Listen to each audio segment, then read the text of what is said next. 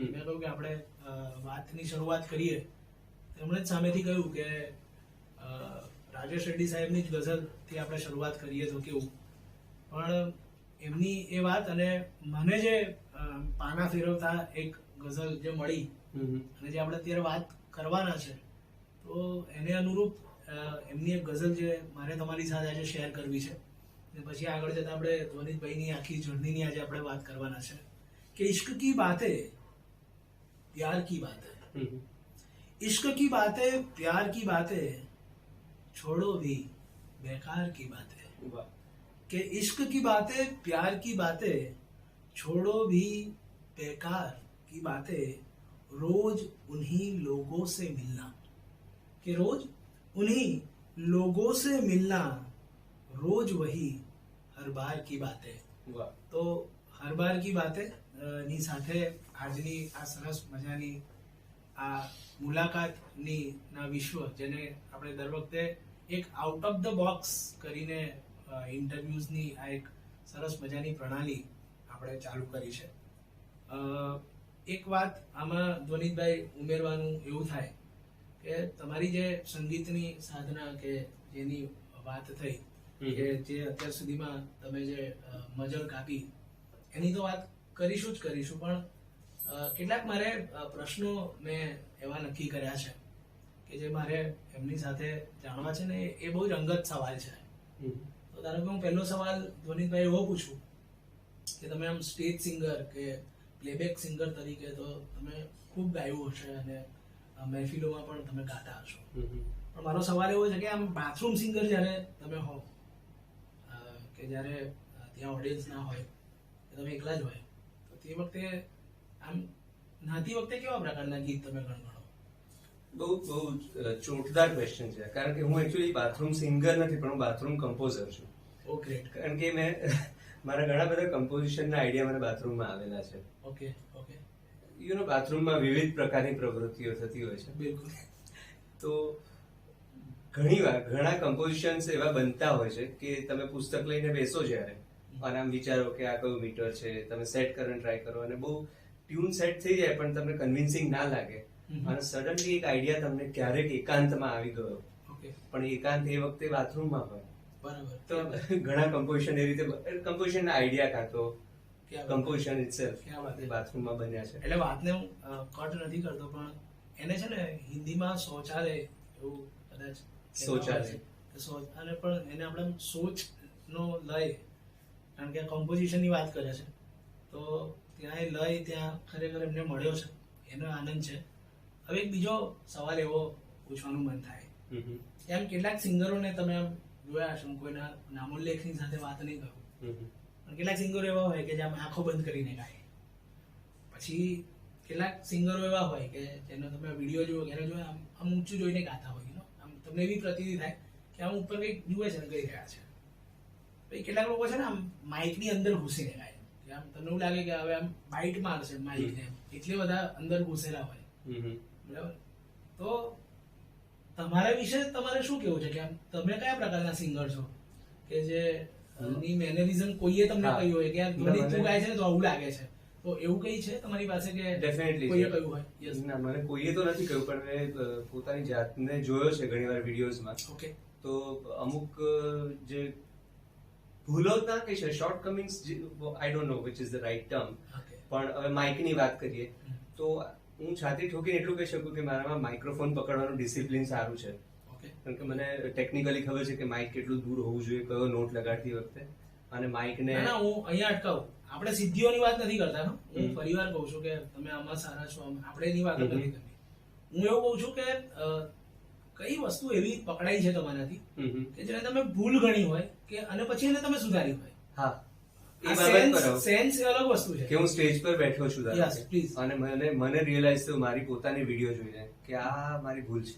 Okay. કોઈએ મને ચેત્યો નથી, છતાં મને લાગે નેક્સ્ટ ટાઈમ આવું ના થવું જોઈએ. તો એ છે કે હું ઘણીવાર એવું બહુ બન્યું છે કે હું બહુ ભાગ્યા મારું, હું એક કંઈ ગાઈ રહ્યો છું, મારા વિચારમાં છું, ત્યાં જોઉં ત્યાં જોઉં ત્યાં જોઉં ત્યાં જોઉં, અને એ વિઝ્યુઅલી કદાચ નથી સારું લાગતું એવું મને લાગે છે. તો ઘણા ઓડિયન્સમાં ઘણાને નહીં ગમ્યું હોય, અને એમાં મેં થોડોક પોતાની જાત પર વર્ક કર્યું છે. બીજી વાત કહું, પંખીઓમાં સૌથી ભાગ્યુ પંખી કોણ ખબર તમને?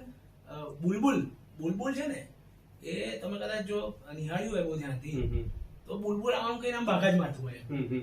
અને આમ એક રીતે જોવા જઈએ તો સંગીતની દુનિયામાં કોઈને બુલબુલનું બિરુદ મળ્યું હોય, રાઈટ, તો એક સવાલ પૂછું તમને જે જીકે નો છે, બુલબુલ કોને કહેતા હતા સંગીતમાં? આશાજી કે લતાજી?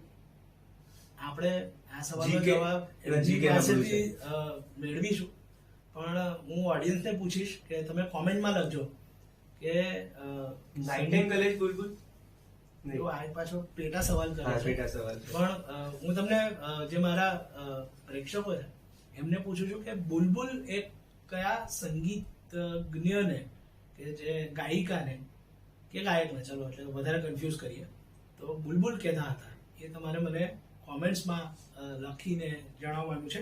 આગળના સવાલ પર આપણે જઈએ વનિતભાઈ કે તમે કોને સાંભળો છો? બધાને. ઓકે, સૌથી વધારે મારી વાઈફને. વાવ, ગ્રેટ. આ ખરેખર એટલું સાચું બોલે છે કે જેને હવે પ્રશ્ન પૂછવાની મારી હિંમત નથી રહી, કારણ કે જો આ સાચું બોલ્યા કરશે તો કાં મારે ઘરે જઈને માર ખાવાનો આવશે કાં એમનું તો નક્કી જ છે. પણ તમે માર ખાઈને બેઠો છું એટલે હું સાચું બોલું એ વાત ઓકે, થોડોક ગંભીર સવાલ છે અને આમ તો તેને કહેવાય કે આ પ્રશ્ન ગમે એને ન પૂછાય, પણ તમને હું પૂછવાની હિંમત કરીશ કારણ કે મને તમારા પોટેન્શિયલ્સ ખબર છે.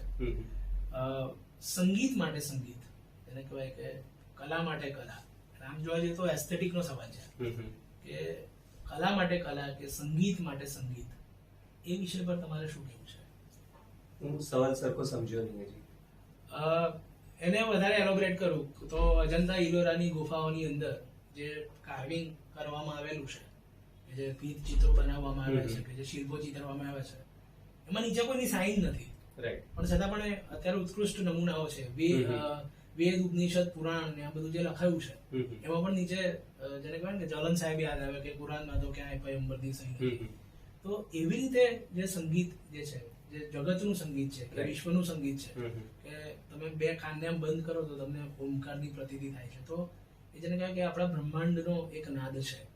તો એવી રીતે સંગીત ખાતર સંગીત, એને કહેવાય કે કલા ખાતર કલા, એમ એમાં નીચે કોઈનું નામ ના હોય પણ એ છે આજે અસ્તિત્વમાં. તો એના વિશે તમે શું કહેશો? એના વિશે બે પ્રકારના સંગીત, મેં જે કંઈ સંગીત સાંભળ્યું છે એ સંગીતને જો વાત કરીએ તો એક છે purest form of folk music, લોક સંગીત, કે જેમાં ખરેખર કોઈની સાઇન નથી, કોણે કમ્પોઝ કર્યું, કોઈ રજિસ્ટ્રેશન, કોપીરાઇટ કંઈ નથી. અને લોક સંગીતમાં એટલે હું ડાયરાના પ્રોગ્રામ્સની વાત નથી કરતો, પણ જે ખરા અર્થમાં લોક સંગીત છે અને એ ક્યાંથી આવ્યું કોઈને નથી ખબર, પણ બધાની જીભે છે. બિલકુલ એવું સંગીત જે મને બહુ ગમે છે. અને બીજું હું કહું છું એ જે મને ગમે છે એ પ્યોરેસ્ટ ફોર્મ ઓફ શાસ્ત્રીય સંગીત, weather it is north Indian કે સાઉથ ઇન્ડિયન, ડઝન્ટ મેટર, પણ એનું જે પ્યોરેસ્ટ ફોર્મ છે, જેમ કે રાગ ભૈરવ કે રાગ યમન કલ્યાણ, તો એ કોણે બનાવ્યો મને નથી ખબર અને ઘણાને નહીં ખબર, પણ એનું અસ્તિત્વ એટલું સુંદર છે અને એ ક્યારેય જૂનું થઈ શકે એમ જ નથી. એટલે પ્યોરેસ્ટ ફોર્મ જે આ બે સંગીતના છે, લોક સંગીત કોઈ પણ દેશનું કે કોઈ પણ ભારતના તો વિવિધ રાજ્યોના બહુ સુંદર સંગીત છે. આપણે ગુજરાતના છે તો ગુજરાતી લોક સંગીત તો દુનિયાભરમાં એકદમ પોપ્યુલર છે. એક એ સંગીત બહુ ગમે અને બીજું શાસ્ત્રીય સંગીત. Okay, good. તો તમારા ગમતા વિષયની વાત પર હવે આપણે ધીમે રહીને આગળ વધીએ તો હું એવું કહીશ કે ધ્વનિતભાઈ, તમે તાલીમ કોની પાસે લીધી? હું થોડો અનલકી છું એ બાબતે કે મેં એટલી બધી તાલીમ નથી લીધી, પહેલી વસ્તુ. ઓકે, કે પણ મેં પ્રયત્ન બહુ કર્યો છે અને આઈ એમ લકી ઇનફ કે બહુ જ ગુણી લોકોની સાથે બેસવાનો મોકો મળ્યો, એમને જોવાનો, એમની પાસેથી જોઈને શીખવાનો, કાં તો પછી એમની પાસે બેસીને પદ્ધતિસર પણ શીખ્યો છું, ઓછું શીખી શક્યો છું. તો એમાં હું સૌથી પહેલું નામ આપું તો એ આપણા વચ્ચે એક કોમન સાંકળ નરેન્દ્રભાઈ જોશી, મારા કાકા. તો શરૂઆત ત્યાંથી થઈ, એમને જોઈને, અને પછી એમણે હાર્મોનિયમ પર હાથ મુકાવ્યો. ઇનફેક્ટ આ એમનું જ હાર્મોનિયમ છે, એમણે જ આપેલું હાર્મોનિયમ છે. એટલે આ મારી સાથે જ રોજે જ હોય છે, એમની સાથે હું રોજે હોઉં છું. બરાબર. એટલે એમણે પહેલો હાથ મુકાવ્યો અને યુ નો કે કેવી રીતના એમાં કોઈ તાલીમ કે એવું નતું, હમ. પણ એમની સાથે રહી રહીને બહુ ગીતો શીખ્યા અને લિટરેચરનો માટેનો પ્રેમ. બરાબર. એમને એ પોતે લિટરેચરના બહુ મોટા ગુણી વિદ્વાન હતા, બરાબર. ગુજરાતી લિટરેચર ખાસ કરીને અને ઉર્દુ પણ. રાઈટ. એટલે એમનું ડાયરીનું કલેક્શન અને એમનું બુક્સનું કલેક્શન જોઈને જ Right. મને લિટરેચરમાં એક ઇન્ટરેસ્ટ જાગ્યો હમ. અને એમને લગભગ મે બી 10-15-20 હજાર શેર શાયરી હિન્દી ઉર્દુ ગુજરાતીના કંઠસ્થ હતા. બરાબર. અને અત્યારે યાદ કરવા પડે, બે પણ બોલવા હોય તો. બિલકુલ. તો આ પહેલી તાલીમની શરૂઆત. અને લેટલી હું રિસન્ટલી બોમ્બેમાં પંડિત અનુપમ રાયજી, ઓકે. એમને હું મારા ગુરુ, એમણે મને શિષ્ય સ્વીકાર્યો, હું ગુરુ માનું છું એ તો છે જ, એમણે મને સ્વીકાર્યો. ક્યાં વાત. એ અત્યારે આપણી વચ્ચે નથી, ઓહ. લાસ્ટ યર એમનું અવસાન થયું, ઓકે. પણ હું એમની સાથે જ છું. હું ખાલી એવું કહું કે એમણે જેને કહેવાય ને કે આપણે અત્યારે જેને કહેવાય કે ટેકનોલોજીના વર્લ્ડમાં જે જીવી રહ્યા છે અને એમાં ચૈતસિક રીતે કોઈને ગુરુ માનવાની વાત છે, બહુ મોટી વાત છે આમ એક રીતે જોવા જઈએ તો. પણ એક આ વાત ઉપરથી એક નવો પ્રશ્ન એવો જન્મે કે જેમાં હું તમને એવું પૂછવાની હિંમત કરી શકું એમ છું કે તમને હું ક્યારેય એ બાબતનો વસવસો રહ્યો કે મેં કોઈ એમ પંડિત કે કોઈ ગુરુને સાધ્યા હોત તો અત્યારે જે મુકામ પર છો એના કરતાં એમના જેને કહેવાય કે આશીર્વાદથી કે કોઈ ઉસ્તાદ રાખ્યા હોત તો હું કંઈક અલગ મુકામ ઉપર હોત કે આવી કોઈ બાબતની તમને અત્યારે એટ ધીસ એજ એવી કોઈ ફિલિંગ છે સાયમલ્ટેનિયસલી? ના, મને એવો કોઈ રિગ્રેટ નથી. ઓકે. એવું થયું હોત તો ઘણું સારું હોત, અચ્છા. કાં તો હું જુદો હોત, કાં તો મારામાં કોઈ જુદા સ્વરૂપે આઈ મીન સંગીતમાં હું કોઈ જુદા મુકામ પર હોઈ શકત, પણ હું નથી, કે જે કંઈ મેં નથી કર્યું એનો રિગ્રેટ નથી મને.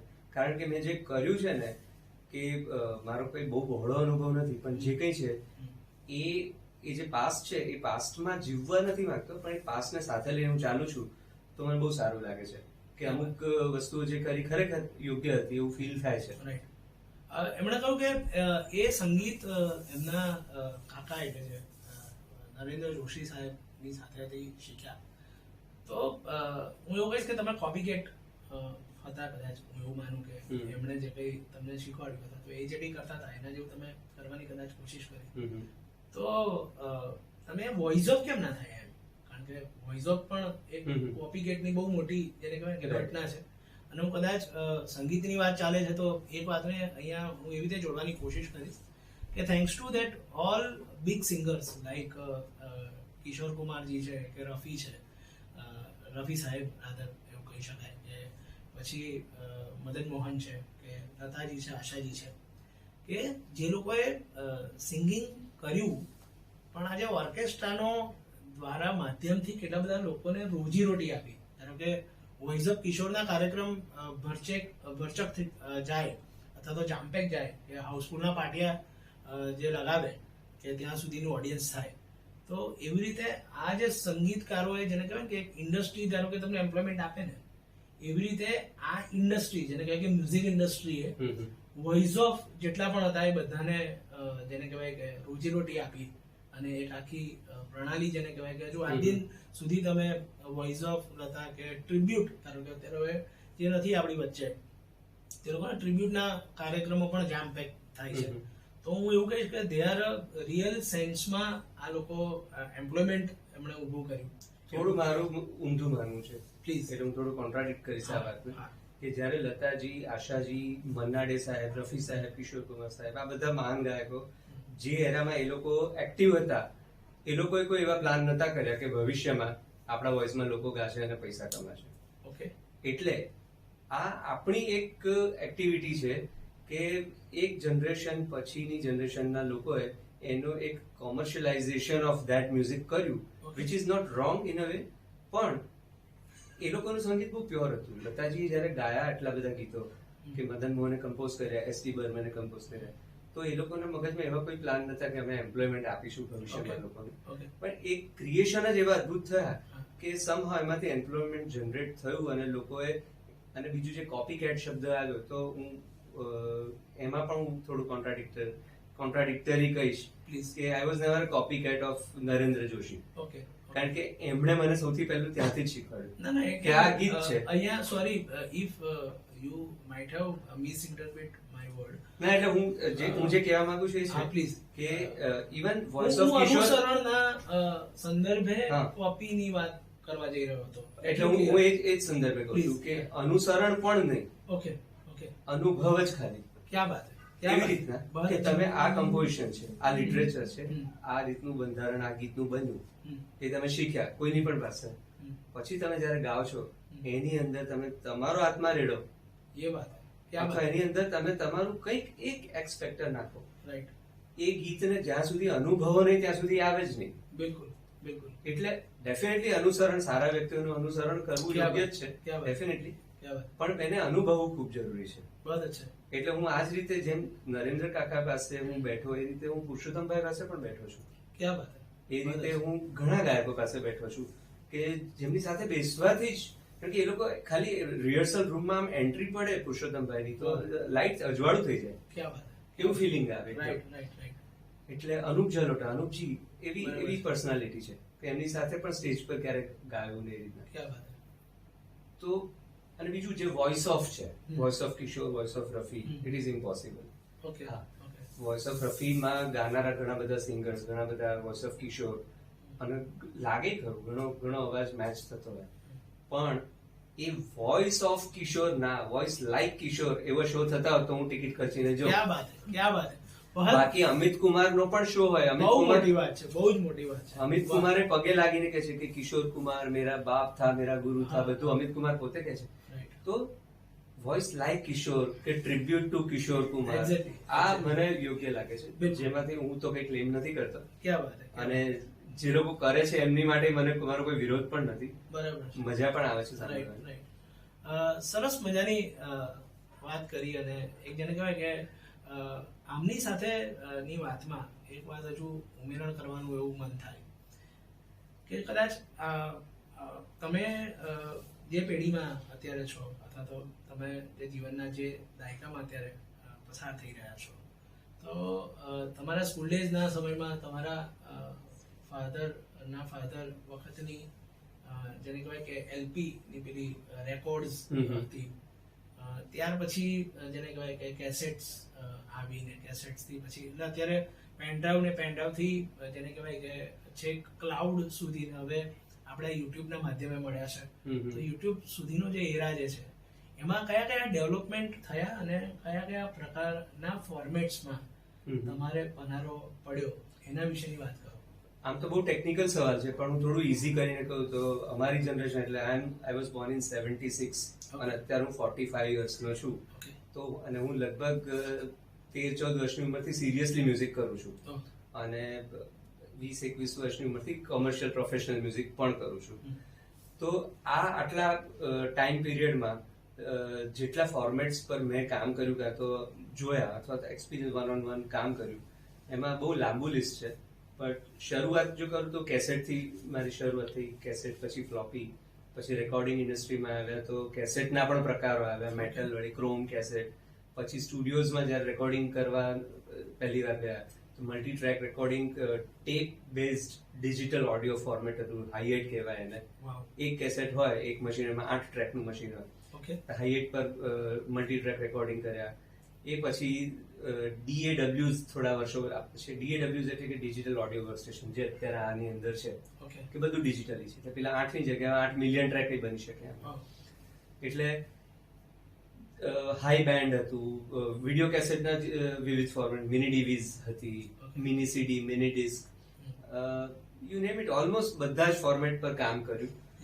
અને અત્યારે હવે એવરીથિંગ ઇઝ ઓનલાઈન, રાઈટ, એટલે જસ્ટ ઇવન ઇન્ટરનેટ વગર આપણે બ્લુટૂથ થી પણ તો ફાઇલ શેર કરીએ છીએ, બિલકુલ, એટલે હવે એની ક્લાઉડની પણ નથી જરૂર. રાઈટ રાઈટ રાઈટ, થોડા વખતમાં તો ખાલી આપણે આમ વિચારીશું ને તને મારો આઈડિયા ખબર પડી જશે. ક્યાં વાત, ક્યાં વાત. એકચ્યુઅલી એ તો પહેલેથી હતું, વેવલેન્થ તો મેચ થતી હોય છે. આમાં મારે એક વાતનું ઉમેરણ એવું કરવું છે ગણિતભાઈ, કે એને કહેવાય કે ઇન્ડસ્ટ્રીઝ અથવા તો મ્યુઝિક ઇન્ડસ્ટ્રી જેને કહેવાય કે જેના અપ્સ એન્ડ ડાઉન્સ થી માંડીને, જેને કહેવાય કે એક સમય હતો કે આખું ઓર્કેસ્ટ્રેશન સાથે બેસતું હોય, અને એક સામટા ધારો કે 15-20 તબલચી બેઠા હોય ને એમાં કદાચ એકાદની થાપ આગળ પાછળ વાગે તો પછી ફરીવાર કરવાનું હોય ને ત્યાંથી ચાલુ કરીને અત્યારે જેને કહેવાય કે પ્રોગ્રામમાં પાછળ હું જોઈ રહ્યો છું કે એક આટલા પીસી ઉપર એક આખું જેને કહેવાય કે મ્યુઝિક તૈયાર થઈ જાય અને એમાં એક પણ એવું ભાગ્યે જ કોઈ ઇન્સ્ટ્રુમેન્ટ બાકી હોય કે જે તમે વિચાર્યું હોય એની આપણે જગ્યા ત્યાં ના ભરેલી હોય તો આપણે એને ભરી શકીએ. તો આ જે આખો જે સંગીત અત્યારે કઈ જગ્યાએ જઈ રહ્યું છે અથવા તો સંગીતનું આ જે ફોર્મ છે એની સાથે આજના સંગીતકારો એ કઈ રીતે સજ્જ થવું પડશે એના વિશે જો આપણે થોડી વાત કરીએ. કારણ કે પહેલા એવું કહેવાતું હતું ખાલી તમને હાર્મોનિયમ આવડે છે ને તો તમે સંગીતને સાધી શકશો, પણ અત્યારે કદાચ હું એવું કહીશ કે જો તમને કોમ્પ્યુટર નથી આવડતું ને તો કદાચ તમે સંગીતથી વિમુખ થઈ જાઓ. તો આજે અત્યારે મારી સાથે ચેનલ પર જોડાયેલા જે અત્યારના જે સંગીતના અભ્યાસુઓ છે એમના માટે તમે કોઈ ટિપ્સ આપો અથવા તો એમને અવેરનેસ માટે તમે શું સૂચવશો? સંગીત સાથે કનેક્ટેડ રહેવું હોય ને તમારે તો તમને કોઈ ટેકનોલોજીની જરૂર નથી. સંગીત સાથે કનેક્ટેડ રહેવા માટે તમને માત્ર એક બ્લેસિંગની જરૂર છે અને બહુ બધો તાનપુરો જોઈએ. એક સૂર છેડાય ને તમે સા લગાડો ને સાચો લાગ્યો તો તમે સંગીત સાથે કનેક્ટેડ છો. પણ કમર્શિયલ મ્યુઝિક સાથે જો તમારે કનેક્ટેડ રહેવું હોય આજની તારીખમાં જે ચાલે છે તો અપ ટુ સમ એક્સટેન્ટ એ વાત સાચી છે કે તમે થોડા ટેકનિકલી સાઉન્ડ હો, જાતે કંઈક ટ્રેક પ્રોડ્યુસ કરતા હોય બધું. અને જે મલ્ટી ટ્રેક રેકોર્ડિંગ અત્યારે થાય છે, પહેલા તે કીધું એ પ્રમાણે કે બધું સાથે થતું હતું, આખી ટીમ હોય સ્ટુડિયોની અંદર અને કોઈ એક ભૂલ થાય તો પાછું પહેલેથી થાય, તો ડેફિનેટલી એ બહુ અઘરું અને બહુ સુંદર કામ થતું હતું. અને એમાં આખી ટીમનો એક એફર્ટ હતો અને બધા બહુ સજ્જ અને બહુ ડિસિપ્લિન રહેતા હતા. કારણ કે એક જણની ભૂલથી જો પાછું થાય તો જે ખર્ચો થાય તો બીજી વાર એને રેકોર્ડિંગ મળે નહીં એ આર્ટિસ્ટને. અને લોકો બહુ પ્રેમથી કામ કરતા હતા. પણ જેમ ટાઈમ બદલાયો અને જેમ બધી સુવિધાઓ આવતી ગઈ તો એમાં કઈ ખોટું નથી, ખાલી એનું એક ઓવરડુ થોડું થઈ રહ્યું છે અત્યારે, એવું ક્યાંક ક્યાંક લાગતું હોય છે. અને ટેકનિકલી તો મ્યુઝિક અત્યારે બહુ જ સારા લેવલ પર પહોંચ્યું છે. ખાસ કરીને ઇન્ડિયન ફિલ્મ ઇન્ડસ્ટ્રીનું સંગીત અત્યારે વર્લ્ડ લેવલ પર ટેકનિકલી બહુ જ સારું માનવામાં આવે છે. ખાલી એક પ્રોબ્લેમ છે લિટરેચર. લિટરેચરમાં બહુ પછાત છે આપણે. એટલે કે ઇન્ડિયન ફિલ્મ ઇન્ડસ્ટ્રીની જો ખાસ વાત કરું તો લિટરેચરમાં મહેનત નથી થઈ રહી. જે પહેલા મજરૂ સાહેબ હતા કે કેફી આઝમી હતા એવા મહાન શાયરો ફિલ્મ માટે લિરિક્સ લખતા હતા.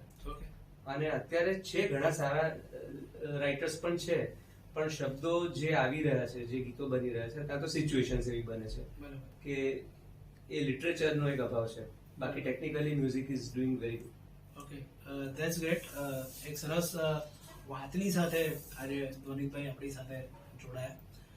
આ વાતનું સમાપન કરતી વખતે આપણે જે સરસ મજાનો સંગીતમય ઉઘાડ કર્યો હતો, તો ધ્વનિતભાઈને હું કહીશ કે આપણે આ વાતનું સમાપન પણ સંગીતમય રીતે કરીએ તો મારા જે પ્રેક્ષકો છે, એકચ્યુઅલી મૂળિયા માણસ શ્રોતાઓનો છે કારણ કે સંગીતકાર છે એટલે એમને સાંભળવાવાળા વ્યક્તિઓ સવિશેષ હોય અથવા તો આપણી સાથે જોડાયેલા હોય, પણ આજે પ્રેક્ષકો છે કારણ કે આપણને જોઈ પણ રહ્યા છે. એટલે ટેકનોલોજીની આ એક બહુ મોટી દેન છે કે જેને કહેવાય કે પ્લેબેક સિંગરો એ ક્યારે ઓન સ્ટેજ બહુ ઓછા લોકોને જોયા હોય, અથવા તો જેને કહેવાય કે એ લોકો કદાચ જે તે વખતે ફોટોમાં ક્લિક થયેલા હોય, બહુ જૂજ વિડીયોઝ હોય. તમે અત્યારે જોશો તો કિશોરદા ગાતા હોય તો એવા વિડીયો કેટલા, તો એ આંગળીને વેડે ગણાય એટલા જ. લતાજી ગાતા હોય તેવા વિડીયોઝ કેટલા. પણ થેન્ક્સ ટુ ટેકનોલોજીમાં કે જેના થકી આપણે બધા એક સાથે આ વિડીયોમાં બરાબર તો સંગીતમય રજૂઆતથી આપણે આજની આ મીટિંગ અથવા તો જેને કહીશ કે out of the box with ધ્વનિતભાઈ જોશીને આપણે સમાપન કરીએ છીએ.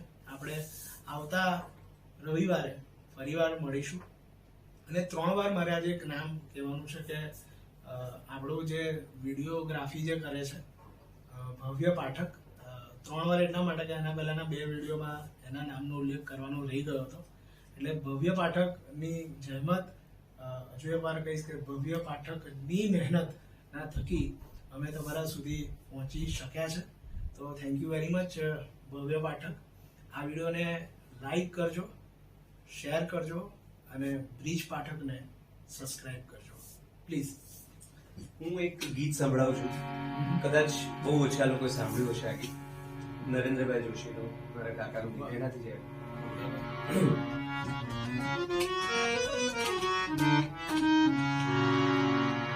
रे मन अवसर गयो गुमाए, अवसर गयो गुमाए। रे मन अवसर गयो गुमाए, अवसर गयो गुमाए। की कहीं जोता शिखिया, की कहीं जोता शिखिया, आपन गई बिड़ाई। रे मन अवसर गयो गुमाए।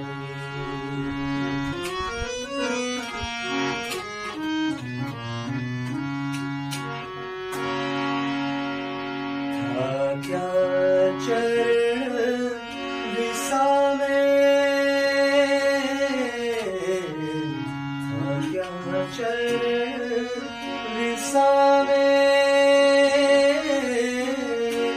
आव्या भटकी द्वारे द्वारे, आव्या भटकी द्वारे द्वारे। वाट निरख तू उभूरनु तू, वाट निरख तू उभूरनु तू, जीवन अभिसारे। आँख उघाड़ी हती परंतु,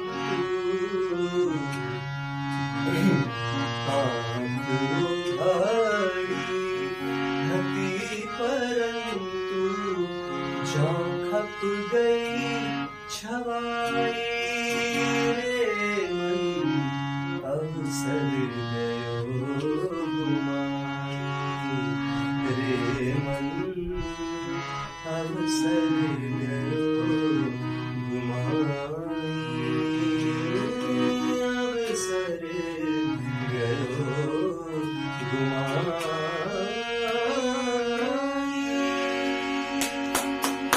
Well done. Well done. Thank you very much, Vanit bhai.